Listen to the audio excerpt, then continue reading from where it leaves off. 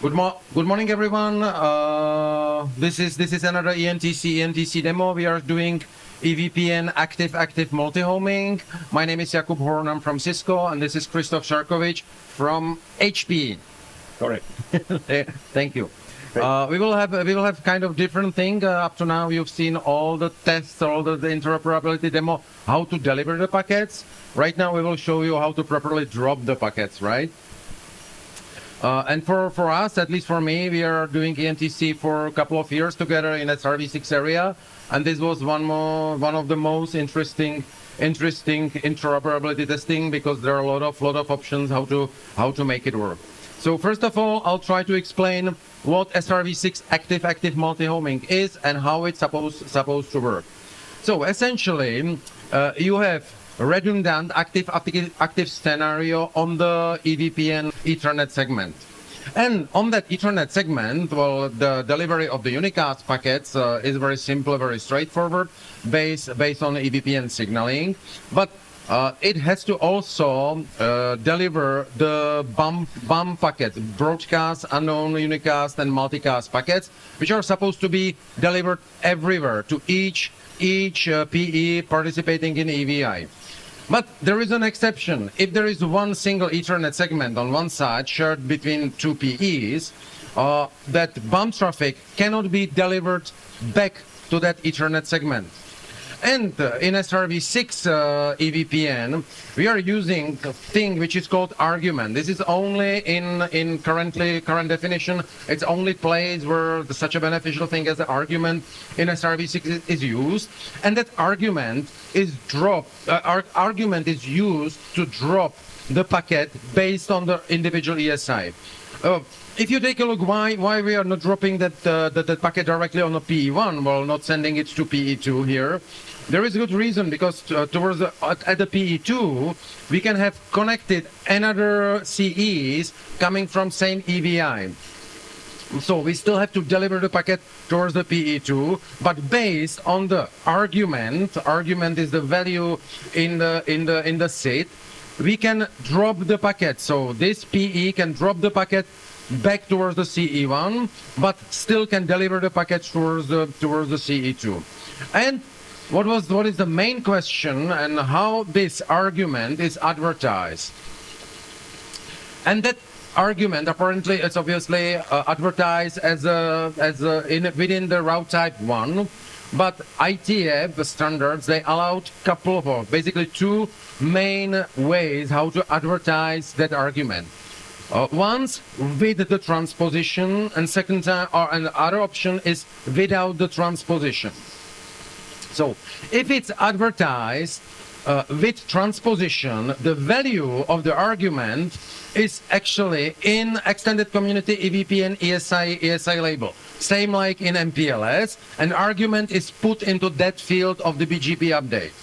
And there is a second option, which is more SRv6, that argument is advertised within the SID without the transposition, and in that case, extended community EVPN ESI label is supposed to be implicit null. And there is one more thing: the typical size of that argument is 16 bits. To align with the microSID structure, obviously, but the size of the label is always 20 bits. And the fact, the standard said that the ESI label or SID should be put into the most significant bits of the ESI label argument, cause some interoperability issues as well. So right now, we have two examples. Well, in this interop, multiple vendors participated, but what we want to show, two different vendors who are using different way to advertise argument. So on one side there is a Cisco, and Cisco by default uses advertisement with transposition. So we are putting that ESI label into that argument into the ESI label field of the BGP upgrade. On the other hand, HPE sending that without the transposition. Obviously, there is a potential for some interoperability issue, but right now you will see it is working working just fine. So let's go to the demonstration, and here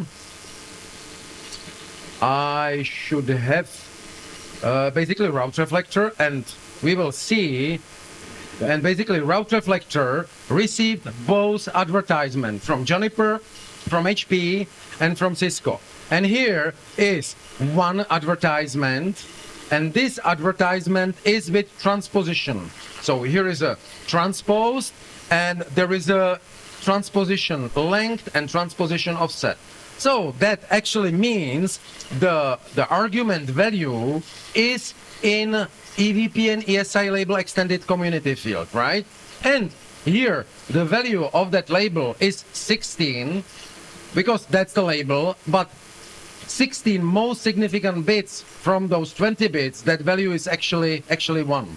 On the other hand, HPE is advertising label without the transposition, so there is no transposition at all, and the value of the argument is directly in the SID TLV, right? So here the value is 10, or actually 16, because this is all hexadecimal. That's it. Your turn. Thank you very much. So I wanted to add to Jakob's speech that we advertise in different way, but we can understand each other. So HP can, properly parse the advertisement from Cisco, and Cisco can properly parse the advertisements from HP as well.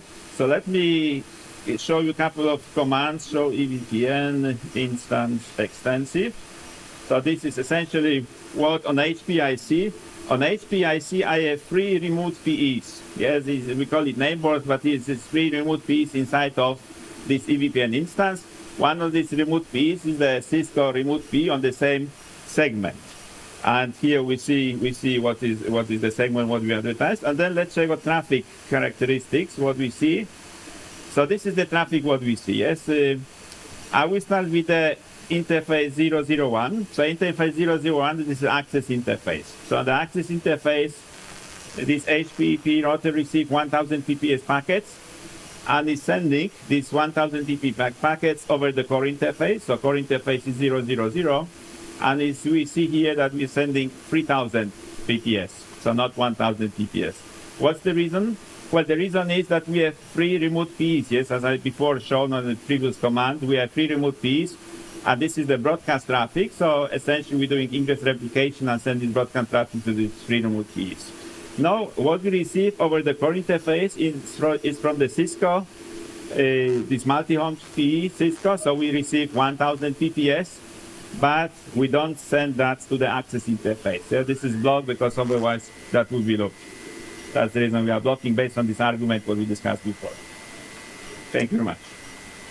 And basically here we have made a capture of the data plane packets, right? So here are 2 data plane packets. One is coming from Cisco to HPE. Second one is coming from HP to Cisco.